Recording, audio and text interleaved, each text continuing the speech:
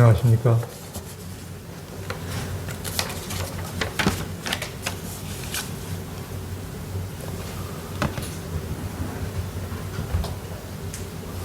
오늘은 초대교회의 그 모습들에 대해서, 특징에 대해서 한번 생각을 해보겠습니다.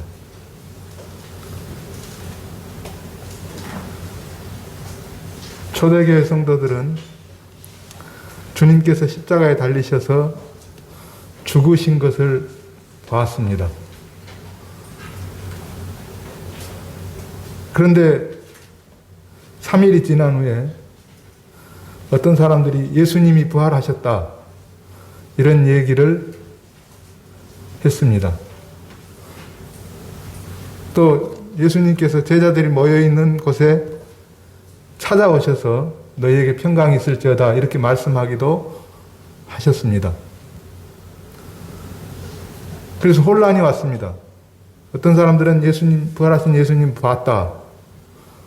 어떤 사람들은 못 보고 어떻게 사람이 죽었다 살지? 아마 그런 의문들을 가질 수도 있어요.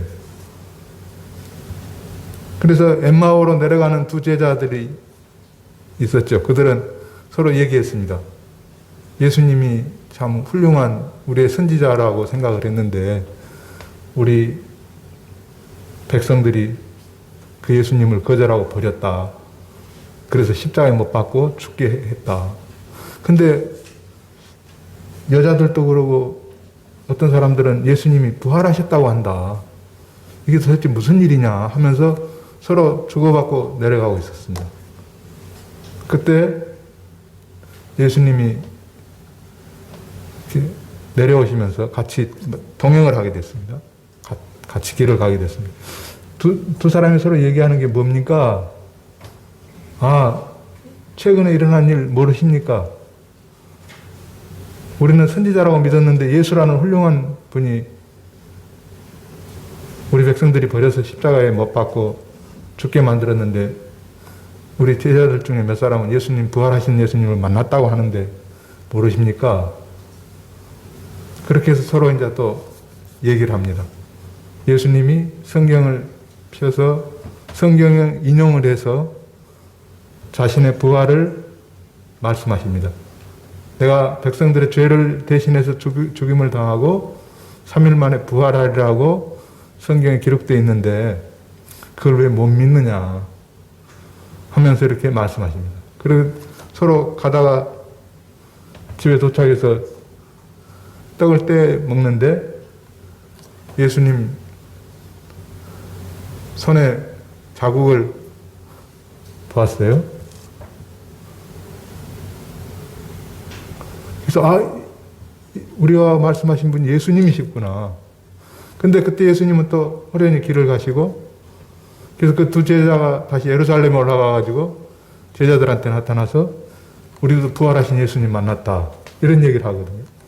근데 예수님 부활하셨는데 전체적으로 다 예수님 만난 그런 경우는 아니었기 때문에 이제 혼돈이 왔어요. 제자들이 모일 때도 유대인들을 두려워해서 이렇게 모이는 곳에 문들을 잠그고 모였습니다. 근데 예수님이 그때 딱 오셔가지고 너에게 평강이 있을지어다, 이렇게 말씀하시는 거예요. 그 다음 주에서 또 제자들이 모였습니다. 근데 모이는 사람도 있었고 또 빠지는 사람도 있었겠죠. 전주에는 도마가 빠졌어요. 그래서 제자들이 우리가 부활하신 예수님 만났다. 그러니까 이건 무슨 소리야. 그 돌아가신 것을, 내가 십자가에 못 박혀 돌아가신 것을 똑똑히 봤는데 어떻게 부활하셨다고. 그분이 부활하셨으면 그 못자국 그대로 가지고 계실 거야. 내가 거기다 손을 넣어봐야 믿겠어. 옆구리에 창을 받으셨는데 내가 그 창자국을 확인하고 믿을 수 있어. 이렇게 하면서 못 믿었어요. 일주일이 지나서 또 모였거든요. 그때는 이제 도마가 모였어요. 바쁜 일이 없었나 봐요. 근데 주님이 그들 가운데 딱 나타나셨어요. 예수님이. 그리고 이렇게 말씀하십니다. 두려워하지 말고 평안하라. 그리고 도마야, 네 손을 내 손에 못자국에다 넣어봐라. 옆구리 창자국에다 넣어봐라. 그리고 믿음 없는 자가 되지 말고 믿는 자가 되라. 나를 보지 못하고 믿는 자들이 복되다. 이렇게 말씀하신 거예요. 도마가 확인해 봤을까요? 그냥 보여준 것만 봐도 주님이 진짜 살아나신 게 맞네. 이렇게 된 거죠. 자, 보겠습니다.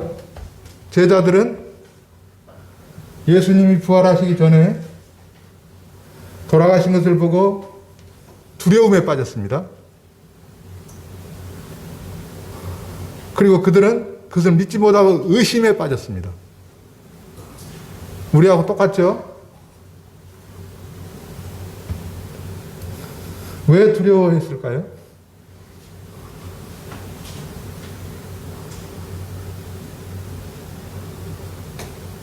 왜 우리 두려워하죠? 첫째는 죽음에 대한 두려움이 가장 큽니다. 우리가 살다 보면 여러 가지 사건, 사고들을 접하면서 나도 어느 날 저렇게 갑자기 죽는 거 아니야? 이런 이제 생각으로 인해서 죽음에 대한 두려움이 있어요. 왜 죽음에 대해서 두려워할까요? 제가 한 번도 가본 적이 없는 길을 가는 것이기 때문에 두려운 것입니다. 이거는 연습도 못 해봐요. 죽는 연습 합니까, 사람이? 안 하잖아요. 경험을 못 해보는 거예요. 어쩌다 한 번씩 어디가 이유도 모르게 갑자기 아파가지고 그냥 막 견딜 수 없는 통증이나 아픔 때문에 그런 경우들 있잖아요. 저는 학교 다닐 때 이렇게 잘 체했거든요. 그럼 아침밥 먹고 가다 보면 체해가지고 학교에서는 공부도 못하고 이렇게 엎드려 있으면 머리에서 모락모락 김이 날 정도로 그 친구들은 막 저를 놀리고 그랬거든요. 그럼 이거 죽는 건가 이러다가 이런 이제 생각이 드는 거죠.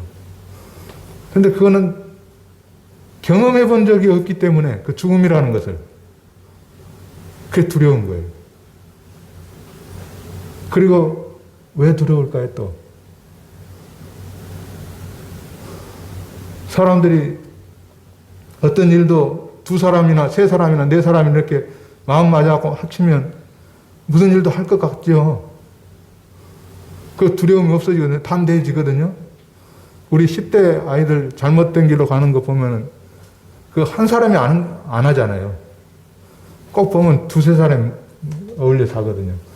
그렇게 서로 부추기고 충동질하고 하는 사람이 있으면 두려움도 이제 줄어들기 때문에 그런 일을 하는 거예요. 그러니까 내가 홀로 죽음의 문턱에 들어서야 된다. 이거 생각하니까 두려운 거예요. 같이 좀 가면 좋은데 같이 가줄 사람이 없잖아요. 죽으면 오롯이 혼자 맞아야 되잖아요. 이게 두려운 거예요.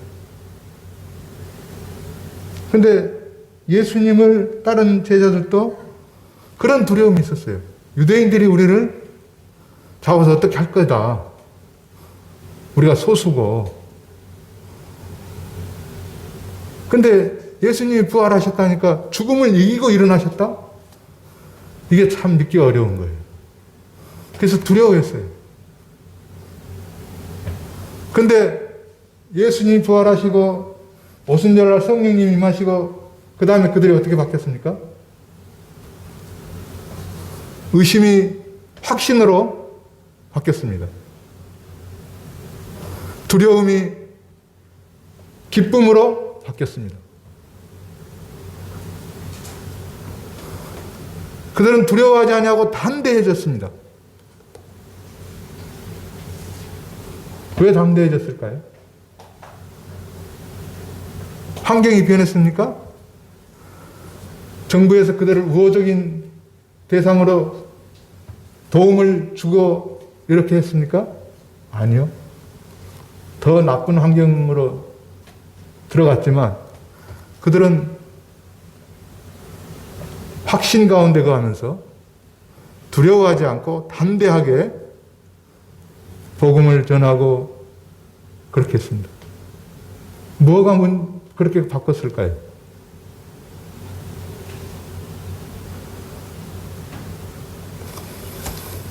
한번 생각을 해보겠습니다. 먼저는 제일 첫 번째는 그들은 기도하는 그런 무리들이 됐어요. 주님이 말씀하셨죠.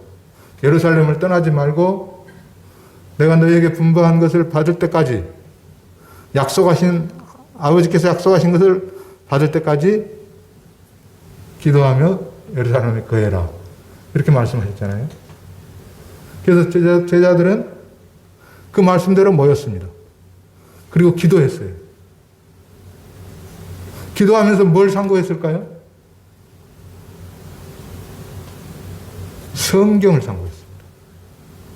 성경을 읽기 시작했습니다. 그리고 성경대로 하기를 원했습니다. 성경 말씀을 따라하기를 원했어요. 그래서 사도행전 1장에 보면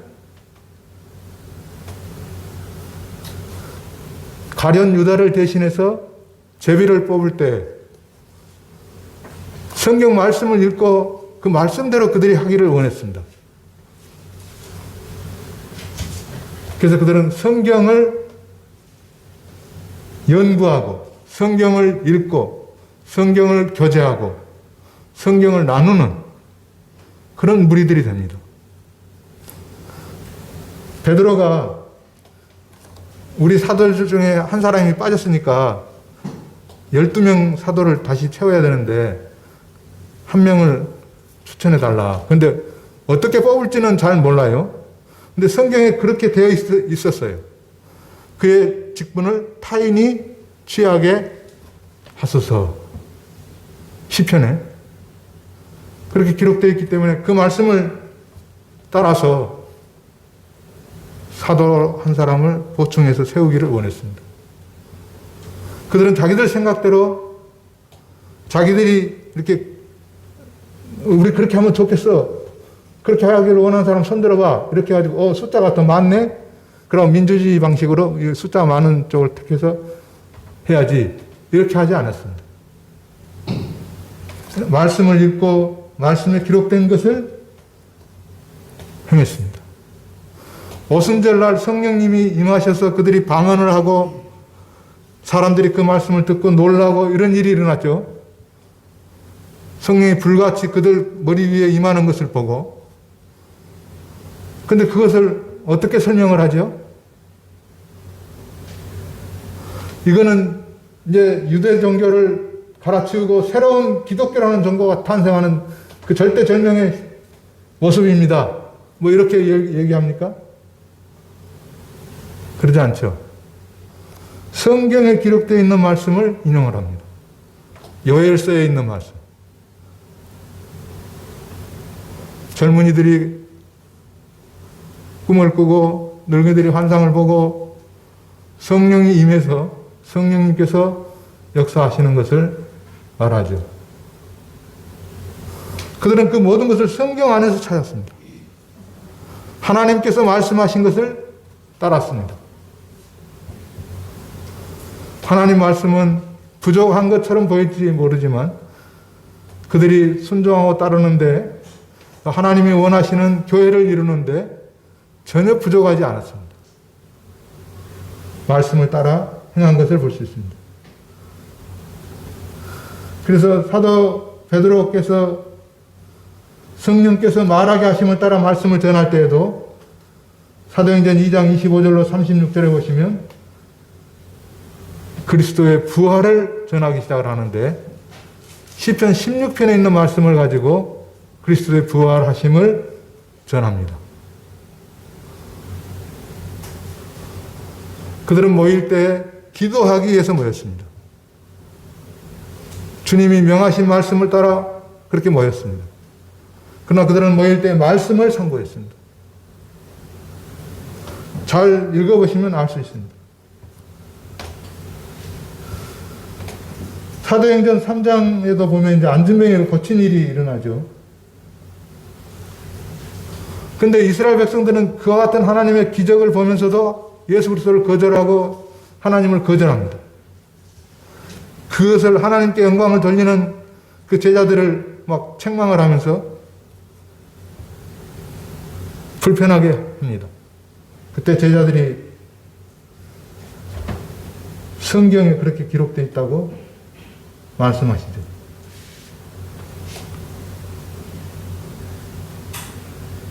너희들이 그리스도를 거절하고 버린다고 기록했다고 말씀하십니다.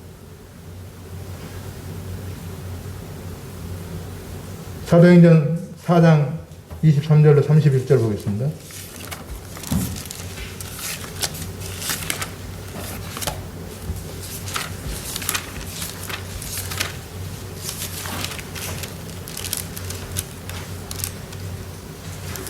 (4장 23절) 사도들이 노임에 그 동료에게 가서 제사장들과 장로들의 말을 다 알리니 그들이 듣고 한 마음으로 하나님께 소리를 높여 이르되 내 주제여 대주제여 천지와 바다와 그 가운데 만물을 지으니시오 또 주의 종 우리 조상 다윗의 입을 통하여 성령으로 말씀하시기를 어찌하여 열방이 분노하며 족속들이 허사를 경영하였는고 세상의 군왕들이 나서며 관리들이 함께 모여 주와 그의 그리스도를 대적하도다 하신 이로소이다. 과연 헤롯과 본디오 빌라도는 이방인과 이스라엘 백성과 합세하여 하나님께서 기름 부으신 거룩한 종 예수를 거슬려 하나님의 권능과 뜻대로 이루려고 예정하신 그것을 행하려고 이 성에 모였나이다. 주여 이제도 그들의 위협함을 굽어보시옵고 또 종들로 하여금 담대히 하나님의 말씀을 전하게 하여 주시오며 손을 내밀어 병을 낫게 하시옵고 표적과 기사가 거룩한 종 예수의 이름으로 이루어지게 하옵소서 하더라. 빌기를 다음에 모인 것이 진동하더니 우리가 다 성령이 충만하여 담대히 하나님의 말씀을 전하니라. 그들이 백성들로부터 그렇게 버림을 거절을 당하고 이런 일을 보면서 뭘로 확인을 합니까? 성경 말씀에 그렇게 기록되어 있는 것을 확인합니다. 그들은 그 모든 것을 성경 안에서 찾았습니다.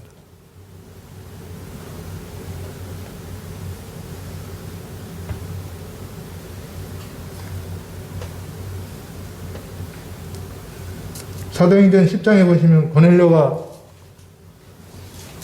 베드로를 초청한 사건이 나오잖아요. 하늘로부터 보자기, 네 기둥이 묶인 보자기에 짐승들이 묶여가지고 내려오는데 주님이 하늘에서 음성이 나죠. 잡아먹어라. 베드로가 나는 그걸 절대 잡아먹을 수 없습니다. 우리는 그것을 어릴 때부터 그렇게 배웠고 할 수 없습니다. 하나님이 거룩하게 하신 것을 네가 왜 속되다 하느냐. 잡아먹어라. 이렇게 3번이나 음성이 들려서 무슨 일인가 생각하는데 요바에 고넬료가 보낸 사람들이 찾아온 거예요. 그때 그가 뭘로 분별합니까? 하나님의 뜻을? 성경 말씀으로 분별합니다. 하나님이 이방인에게도 구원받게 하는 역사를 베푸셨다. 하나님께 그렇게 하셨는데 내가 어찌 그것을 막을 수 있겠느냐. 이렇게 말씀합니다. 그들은 말씀 안에서 그 모든 것을 찾습니다. 사도행전 4장 19절로 20절에 보시면요.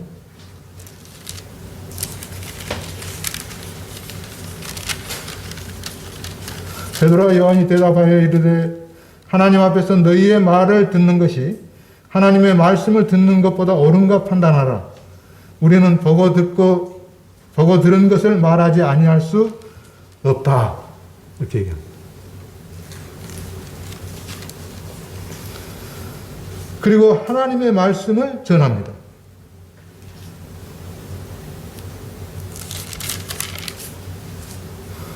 이게 초대교회의 첫 번째 특징이었습니다. 그들은 기도하기 위해서 모였습니다. 그러나 어떤 일이 주어질 때나 어떤 사건이 일어날 때 그들은 말씀 안에서 그 모든 것을 찾았습니다. 말씀에 기록되어 있는 대로 그들이 하고 있는 것을 주님께서 그렇게 하시는 것을 또 발견했습니다. 그래서 그들은 하나님의 말씀을 전하고 하나님의 말씀으로 교제하고 하나님의 말씀으로 가르침받고 하나님의 말씀을 따라 순종하고 말씀을 전파하고 이런 일을 했습니다.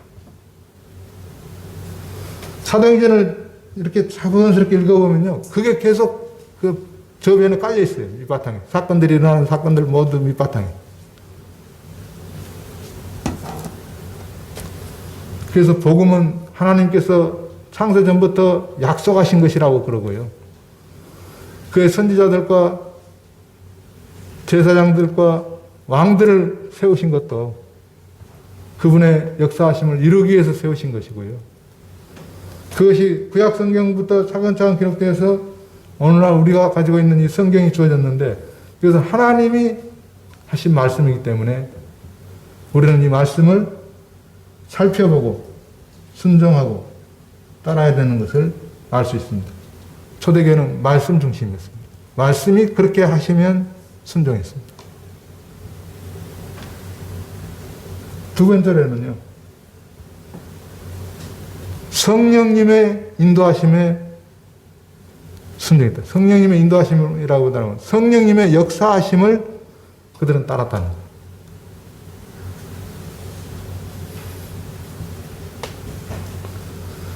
성령님이 하신 일은 우리 주님께서 하신 일을 온전히 드러내셔서 예수 그리스도가 어떤 분이신지를 우리 개개인에게 믿도록 역사하시고 계시하시고 알게 하시는 분이십니다. 제가 무슨 여러분보다 지각이 뛰어나서 하나님의 계심을 알고 예수 그리스도의 사랑을 알고 그렇게 해서 먼저 믿었습니까? 아니요. 성령님께서 제 안에서 역사하시고 예수님이 어떤 분이신지 들어 비추어 주시고 그래서 의심을 하나하나 제거하시고 그 예수님을 믿도록 역사하신 것입니다. 성경에 그렇게 기록했지 않습니까? 그래서 성령님이 임하신 것을 성령님이 우리 안에 거하시는 것을 성경은 인치셨다는 용어로 설명을 하고 그 성령님은 우리의 보증이 되신다고 말씀하시고 그 성령님으로 말미암아 우리에게 약속한 모든 것을 예수 그리스도의 그 보증되심을 통해서 그 약속의 확실함을 말씀하시고 그 다음에 그분을 통해서 기름 부음을 받으셨다는 표현을 쓰므로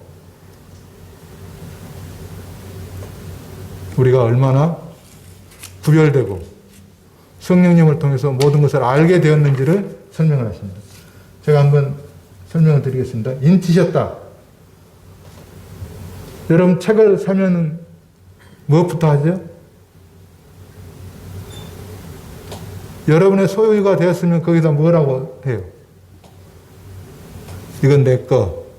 그렇게 표시하죠?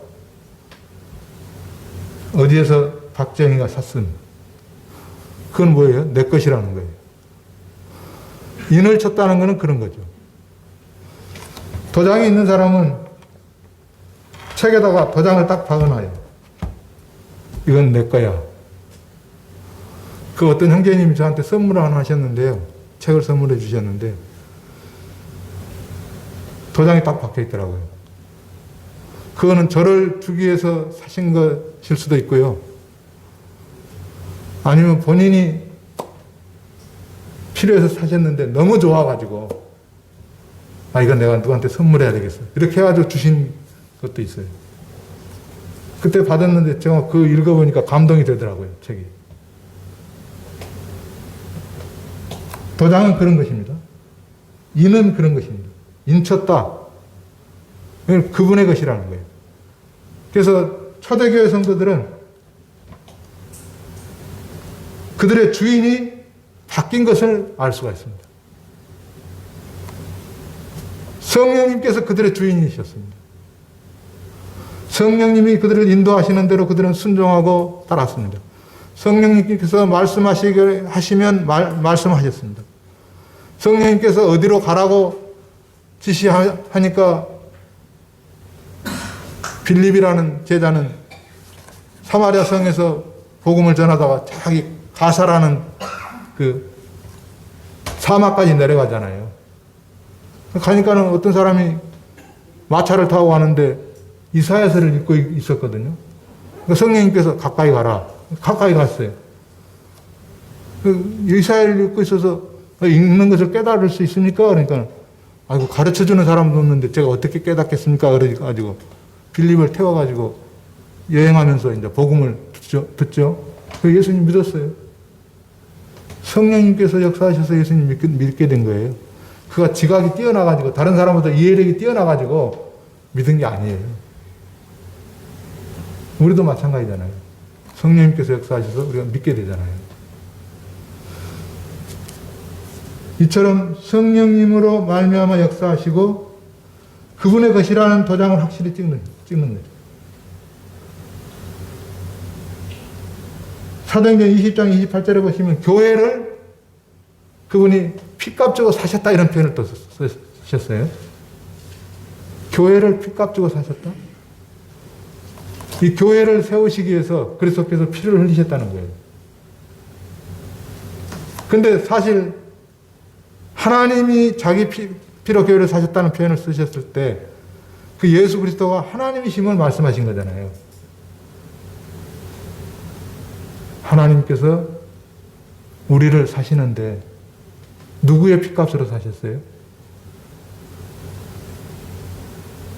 우리를 구원해 주시려면 우리 죄를 다 도말해 주시고 없애 주시고 우리를 그 죄의 더러운 것에서 해방시켜 주셔야 우리를 구원해 주실 수가 있잖아요. 근데 그 해방시켜 주시는 값은 거룩한 피여야 된다는 거예요. 생명은 생명으로 바꿔야 된다는 거예요. 생명을 주시는데 우리는 그것을 얻으려고 물질이나 바치고 무슨 뭐 경건한 기도 생활이나 해가지고 자랑하듯이 바치고 이렇게 해가지고 생명을 받을 수가 없잖아요. 그거는 값이 안 맞잖아요. 주님이 우리를 구원하시기 위해서 값을 치러야 되는데 그 값은 하나님의 생명을 내어놓아야 되는 거예요. 하나님이 우리를 구원하시려고 한다면 자기 생명을 내놓으시고 우리를 구원하셔야 돼요. 우리가 그렇게 죄인이에요. 그렇게 더러운 것이 우리 속에 있는 거예요. 다른 값으로는 우리를 구원할 수가 없는 그런 존재들이에요.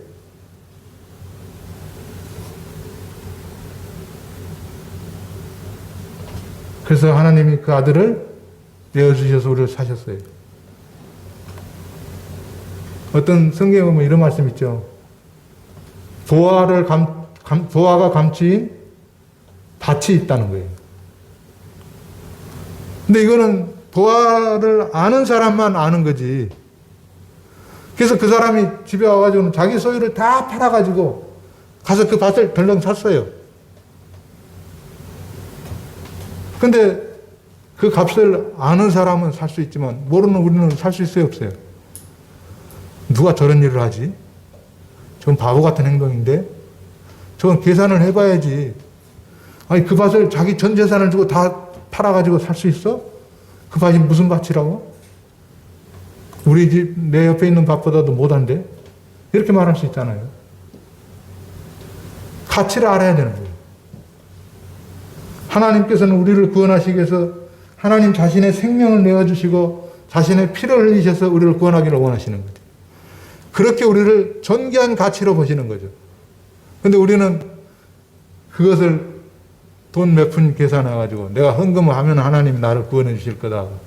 내가 기도 생활을 열심히 하고 경건하게 살면 구원해 주실 거라고 생각한다면 가치를 잘못 계산한 거죠. 성경은요, 우리를 구원하시기 위해서 자기 아들을 아끼지 아니하고 내어주셨다 그러잖아요. 어떤 사람이 값진 진주를 하나 발견해가지고 그것을 사기 위해서 어떻게 했습니까? 자기 재산을 다 팔았잖아요. 그 사람에게는 그것이 가장 가치 있는 것이었기 때문에 모든 것을 주고라도 사야만 되는 것이었기 때문에 하나님도 그 마찬가지잖아요. 우리 같은 죄인을 구원하시고 하늘나라 데려가기를 원하셔서 하나님께서 하늘나라를 만드시고 우리를 초청하셨는데 값 없이 조건 없이 자기 아들을 죽게 하시고 우리를 구원하셨단 말이에요. 하나님이시니까 그렇게 하셔야 되잖아요. 하나님께서 그렇게 하시지 못하신다면 그건 하나님다우심이 아니죠. 그래서 초대교회 성도들은 이와 같은 것을 분명히 알았습니다. 성령님의 역사하심을 통해서 그들이 누구의 것인지를 안 거예요. 그래서 그들은 자기 자신을 주인으로 생각하고 살던 그 과거를 버리고 성령님께서 인도하시는 대로 그분이 나의 주인이시다. 그분이 나의 삶을 주관하시는 분이다. 그분으로 나를 자기 것이라고 인을 치셨다.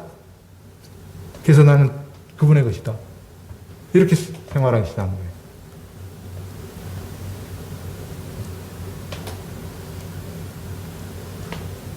다른 성경 말씀에는 이게 봉인되었다 이렇게 했어요. 인을 쳤다는 말씀이 봉인했다. 이게 무슨 의미일까요?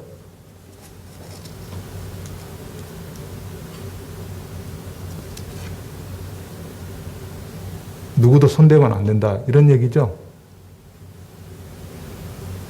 이건 주인만이 열어볼 수 있는 거다. 완전한 보호. 하나님께서 우리를 구원하셔서 보호하시고 인도하시되 세상 끝날까지 항상 함께 있겠다고 약속하셨습니다. 이런 약속하신 분이 있어요? 예수님 외에. 성경은 이렇게 표현했어요. 죽음에 이르도록. 근데요, 그 성경 표현을 바꾸면 죽음 너머까지 인도하신다.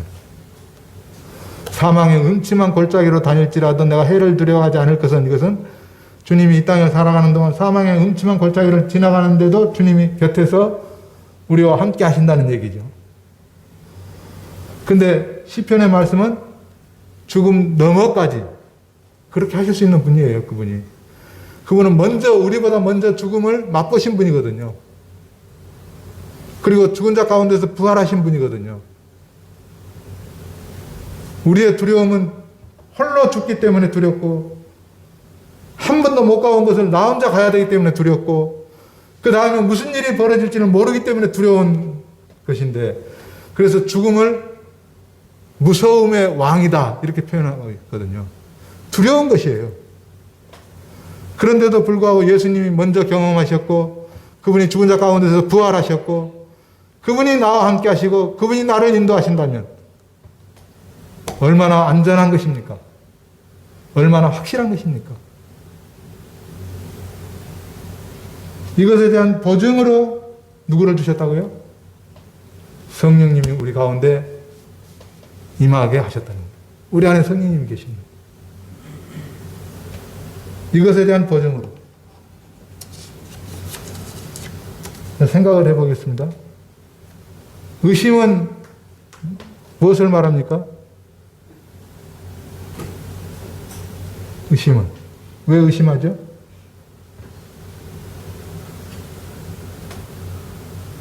확신이 없을 때 의심하잖아요. 그럼 왜 확신이 없어요?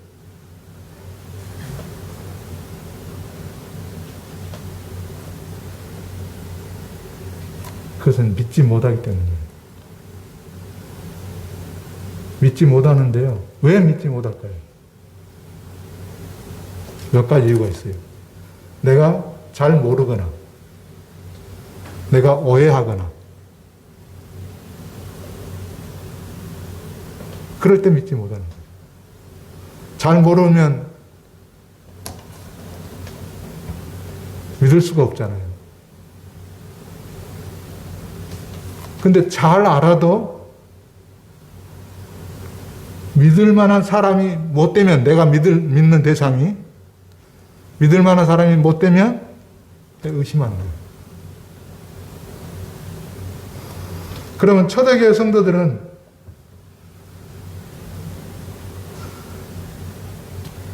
성령님이 임하시기 전에 예수님을 쫓아다니고 따라다녔지만 부활하신 예수님을 믿지 못했잖아요. 그러니까 그들의 마음속에 의심이 생기고 확신이 없고, 그래서 담대함도 없어지고 기쁨도 없어지고, 그것이 깊어지면 어떻게 하죠? 불신앙으로 가는 거죠. 그래서 의심은요, 잘 바르게 배우지 않으면 확신을 주지 못합니다.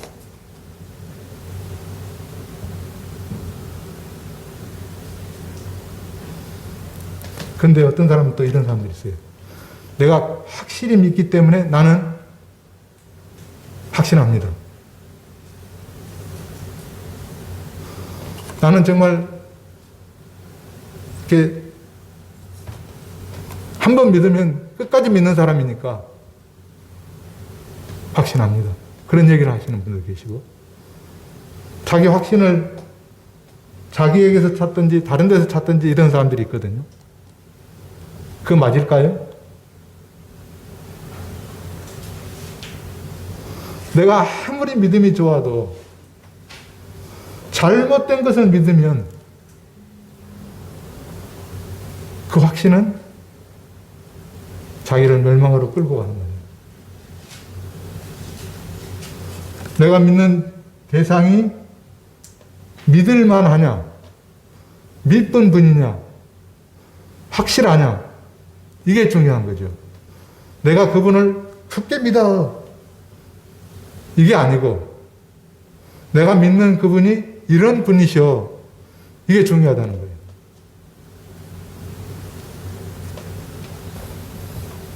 초대교회 성도들은 자기 자신에게서 주님에게로 확실히 바뀐 분들이에요.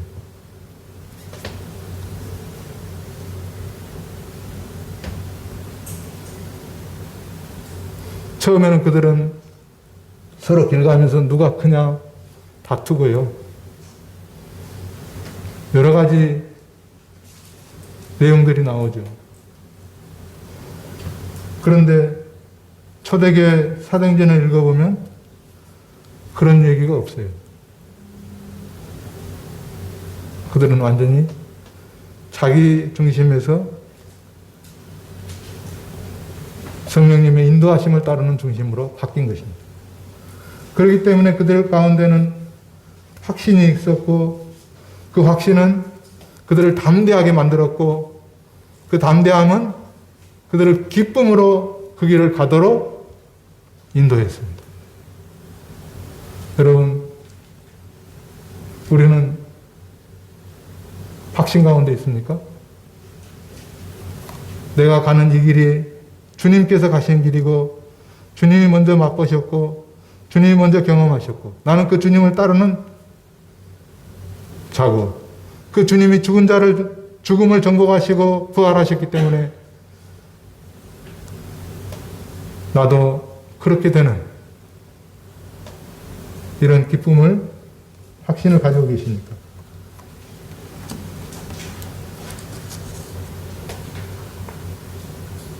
성령님이 그들 가운데 임하셨다는 것은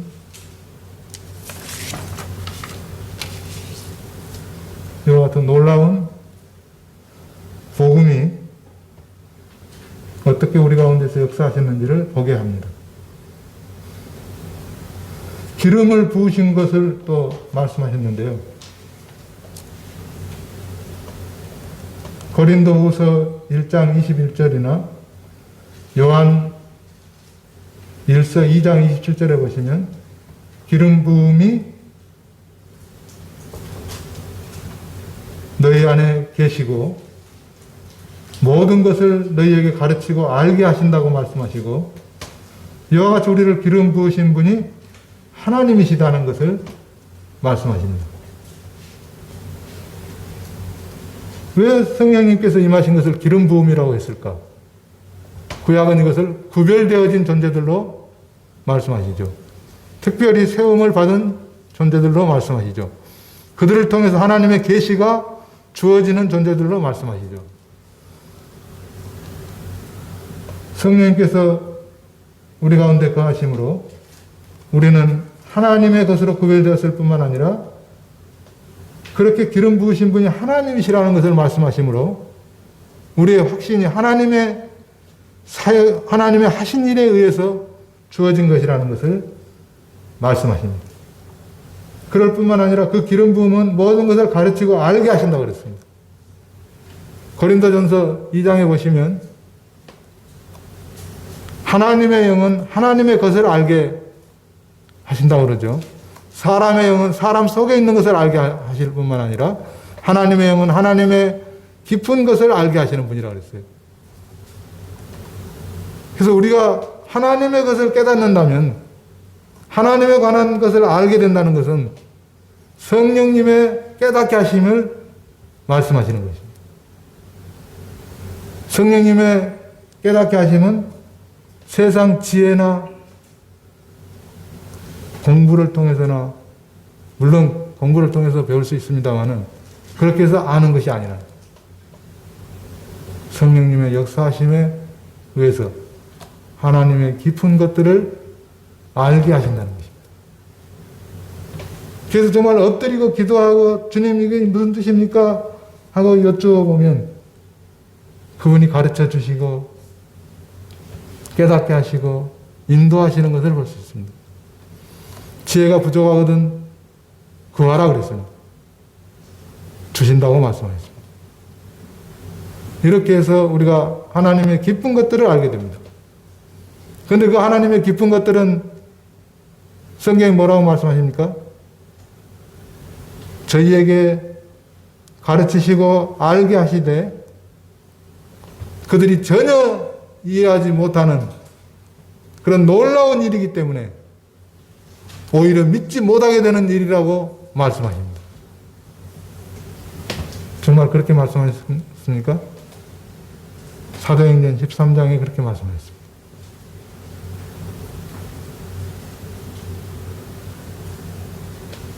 그래서 하나님께서 하신 일을 여러분들이 들어보면요, 믿을 수 없는 일이에요. 인간 세계에서는 그런 일이 있을 수가 없는 일이에요.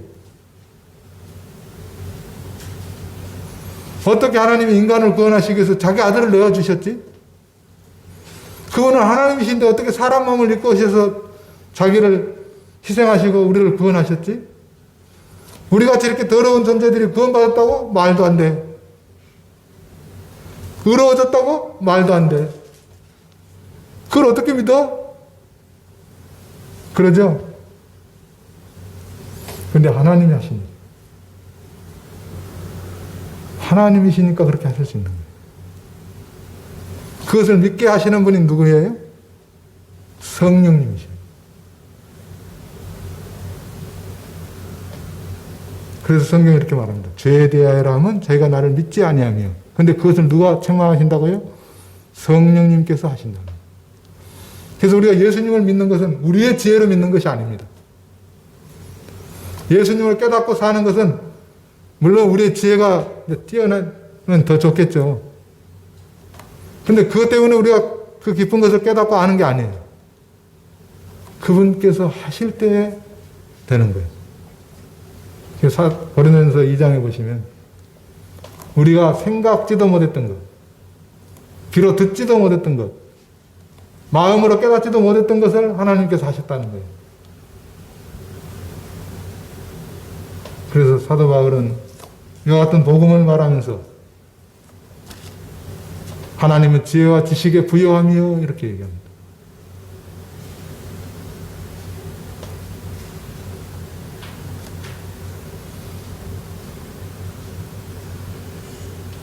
그들은 땅의 일을 추구하다가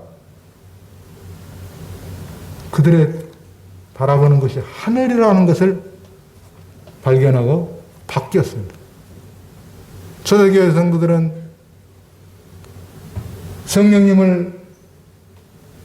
성령님의 임재하심을 경험하기 전에 땅의 일만을 생각했습니다. 그래서 제자들도 그러죠. 이스라엘 나라를 회복하시는 때가 이때니까 그렇게 묻잖아요. 근데 주님은 그때와 기한은 하나님께 있고 너희는 성령이 너희에게 임하시면 너희가 권능을 받고 유대와 사마리아와 땅 끝까지 이르러 예루살렘과 유대와 사마리아와 땅 끝까지 이르러 내 증인이 되리라 이렇게 말씀하십니다. 그때부터 그들의 눈은 어디로 향합니까? 하늘로 향합니다. 주님이 떠나가실 때 어디로 떠나가셨습니까? 감람산에서 하늘로 올라가셨습니다. 그들이 음성을 들었는데 어디로부터 들려지는 음성을 들었습니까? 하늘로부터 발해지는 음성을 들었습니다.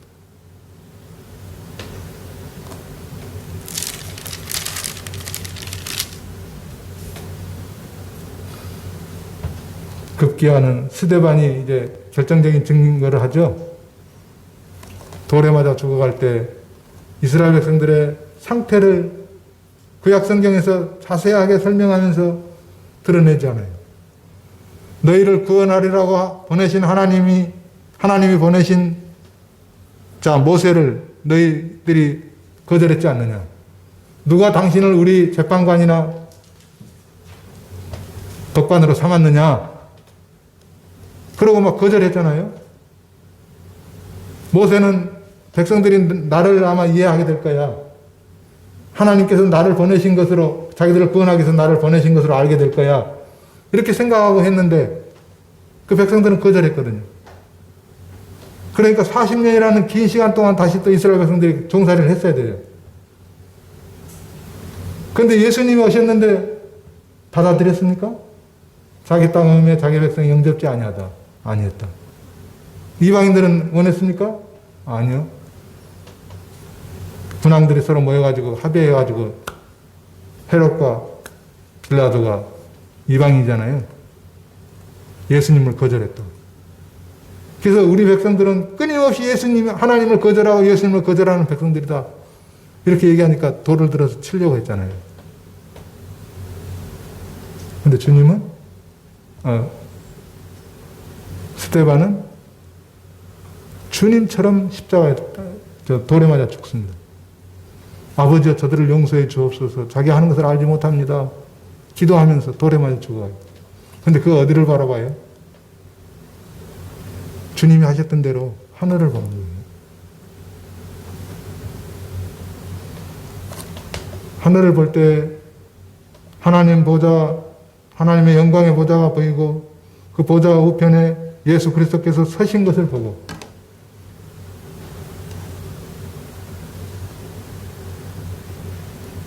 하나님 나라로 가죠. 그들의 시선은 하늘로 향했습니다. 그래서 제자들이 구원받고 나서 어떻게 했어요? 이 땅의 재물을 그렇게 귀한 것으로 여기지 않았습니다. 그보다 더 귀한 것을 나는 가지고 있다. 더 귀한 것을 가지고 있으면 귀하지 않은 거 이거는 내놓을 수 있잖아요.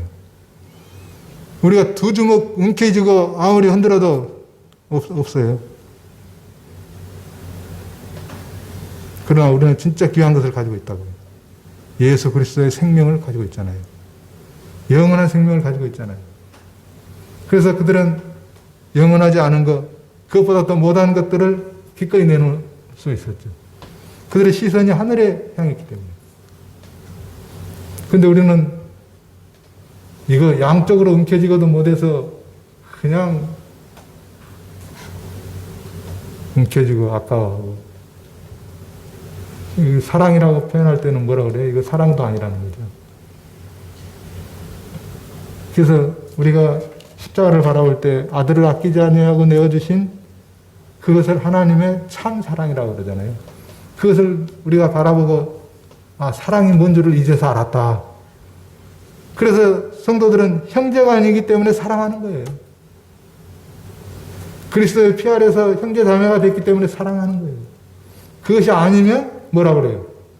그는 구원받지 않은 사람이라는 거예요.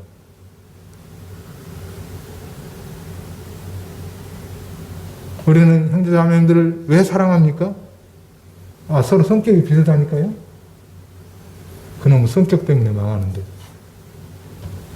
그럼 뭐 때문에 사랑합니까? 형제 자매니까 사랑합니다. 한 아버지 밑에 있는 형제 자매니까.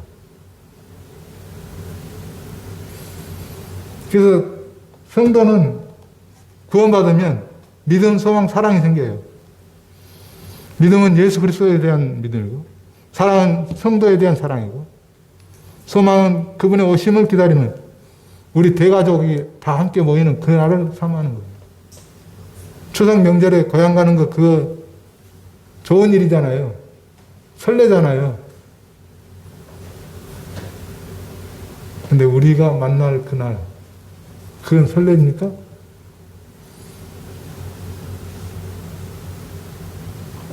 초대교회 성도들은 위를 봤어요. 이제 하늘을 본 거예요. 땅의 것은 가치가 없는 거라는 것을 안 거예요.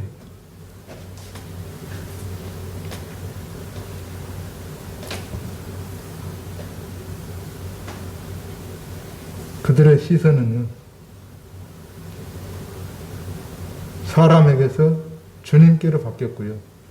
땅에서 하늘로 바뀌었습니다.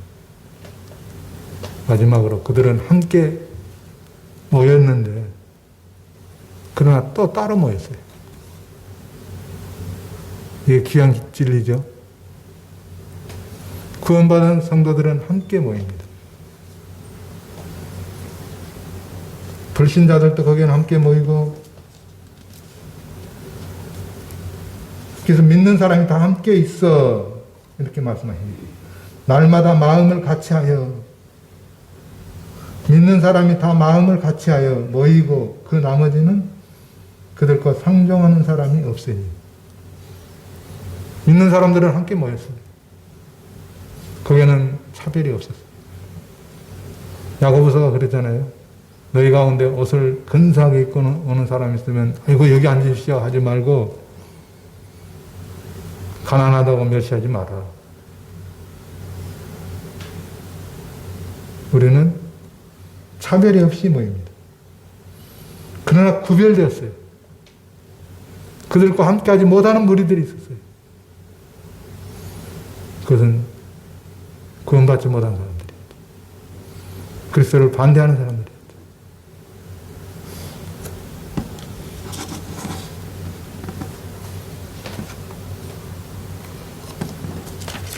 초대교회 성도들은 말씀 중심이었다. 첫째. 두 번째는 성령님의 인도하심을 따랐다. 성령 중심이었다.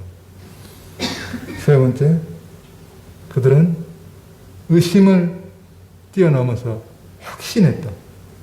그 확신은 자기 신념이 아닌 자기가 믿는 분이 어떤 분이라는 것을 알고 있었기 때문에 그분을 믿는 믿음으로 인해서 확신했다. 세 번째는 그 확신은 담대함을 줬다. 담대함을 가졌다. 그들은 유대인들을 두려워하여 이제 숨는 그런 존재들이 아니었다. 그들은 담대했을 뿐만 아니라 그들의 모든 것은 바뀌었다. 사람 중심이 아닌 주님 중심, 또 자기 중심이 아닌 성령님의 인도하심을 따라, 그리고 땅이 아닌 하늘을 바라보는 이런 삶을 살았다. 이게 사도행전을 제가 이렇게 읽으면서 조금 배우게 되었습니다. 제가 말하는 것이 어린아이와 같고 깨닫는 것이 어린아이와 같습니다마는 주님께서 말씀을 사용하셔서 성도인들의 마음에 더욱 굳은 확신 가운데 가도록 인도해 주시기를 원합니다.